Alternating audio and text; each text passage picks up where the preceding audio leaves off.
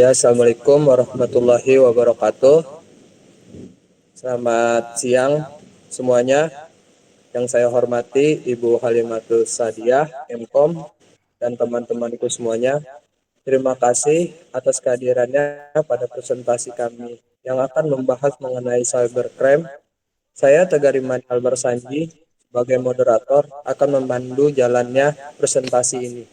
Kami akan mengulas berbagai aspek terkait cybercrime, mulai dari kejadian, motif, hingga contoh kasus di Indonesia dan di luar negeri.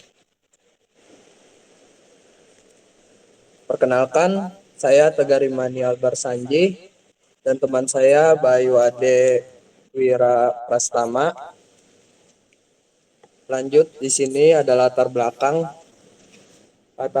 perkembangan internet dan umumnya mulai dunia cyber tidak selamanya menghasilkan hal-hal yang positif.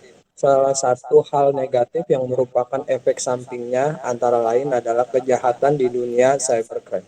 Fenomena cybercrime diwaspadai karena kejahatan ini agak berbeda dengan kejahatan lain pada umumnya. Cybercrime dapat dilakukan tanpa mengenal batas prioritas dan tidak diperlukan interaksi langsung antara pelaku dengan si korban. Di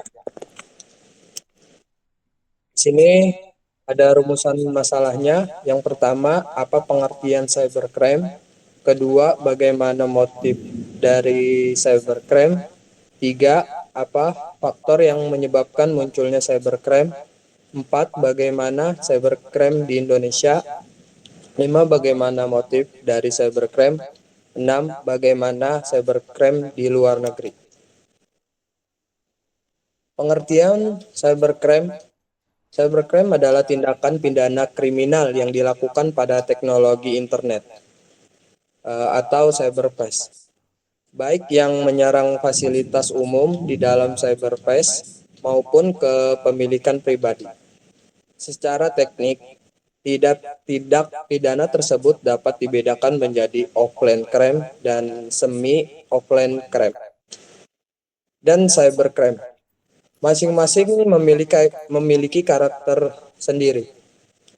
Namun perbedaan utama antara ketiganya adalah keterhubungan dengan jaringan informasi publik atau internet. Lanjut. Motif cybercrime. Ada dua. Yang pertama, motif intelektual, yaitu kejahatan yang dilakukan hanya untuk kepuasan pribadi dan menunjukkan bahwa dirinya telah mampu untuk merekayasa dan mengimplementasikan bidang teknologi informasi. Kejahatan dengan motif ini pada umumnya dilakukan oleh seseorang secara individu. Yang kedua, ada motif ekonomi. Politik dan kriminal yaitu kejahatan yang dilakukan untuk keuntungan pribadi atau golongan tertentu yang berdampak pada kerugian secara ekonomi dan politik pada pihak lain karena memiliki tujuan yang dapat berdampak besar. Kejahatan dengan motif ini pada umumnya dilakukan oleh sebuah korporasi. Faktor-faktor Dilanjutkan oleh Mas Bayu. faktor penyebabnya munculnya cybercrime. Yang pertama, kurangnya sosialisasi atau pengarahan baik dari akademi umum seperti sekolah atau edukasi dari orang tua mengenai manfaat dari internet sehingga banyak penyalahgunaan yang terjadi. Yang kedua, semakin maju sebuah negara tapi tidak diseimbangi kesejahteraan masyarakat, maka sebesarnya kemungkinan kesenjangan sosial terjadi.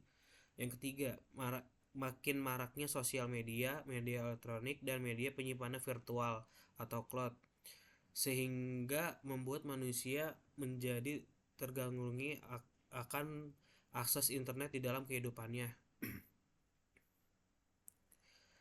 Cybercrime di Indonesia. Yang pertama, pencurian akun user internet. Yang kedua, defense membajak situs web.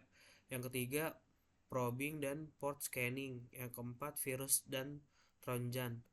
Yang kelima adalah denial of service atau DOS. Yang keenam adalah carding.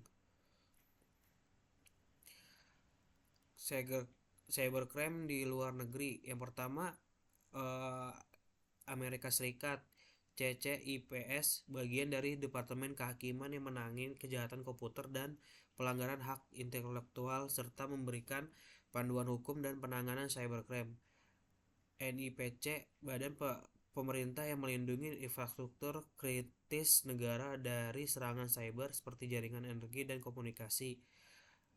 National Information Infrastructure Protection Act, undang-undang yang memberikan sanksi kepada pelaku kejahatan cyber yang menyerang infrastruktur penting. Yang kedua ada Korea Selatan, KISA ataupun Korea Information Security Agency, Badan Keamanan Informasi yang mengevaluasi perangkat keamanan pemerintah dan meningkatkan standar keamanan TI di sektor publik. Contoh kasus kebocoran data pada tahun 2020, kronologi pada Mei 2020 data pribadi lebih dari 90 juta pengguna Tokopedia bocor dan diperjualbelikan di pasar gelap. Data yang bocor termasuk nama, email, nomor telepon, dan tanggal lahir. Yang kedua, dampak penggunaan khawatir akan penyalahgunaan data pribadi. Kepercayaan publik terhadap keamanan platform e-commerce menurun, dan Tokopedia harus memulihkan reputasinya. Yang ketiga, reaksi. Banyak pengguna mengubah kata sandi, sementara pemerintah dan pakar mendesak meningkatkan keamanan dan data oleh perusahaan teknologi. Yang keempat, pembelajaran. Kasus ini menyoroti pentingnya pelindungan data yang kuat, kesadaran pengguna akan keamanan data, dan kebutuhan regulasi perlindungan data yang lebih ketat.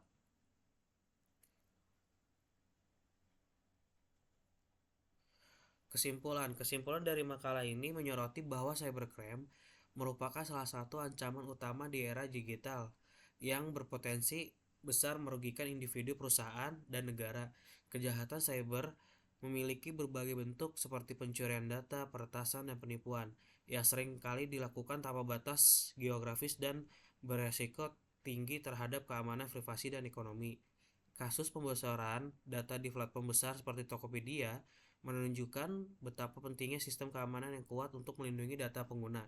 Selain itu, cybercrime juga disebabkan oleh faktor teknis, sosial, dan ekonomi yang semakin berkembang seiringnya dengan majunya teknologi dan tingginya penggunaan internet. Terima kasih atas partisipasi dari teman-teman semua, serta bimbingan dari Ibu Halimatus Sadia Mkom. Semoga materi ini memberikan wawasan baru bagi kita mengenai pentingnya keamanan cyber di era digital ini. Kami mohon maaf jika ada kekurangan. Wabillahi taufiq wal hidayah. Assalamualaikum warahmatullahi wabarakatuh.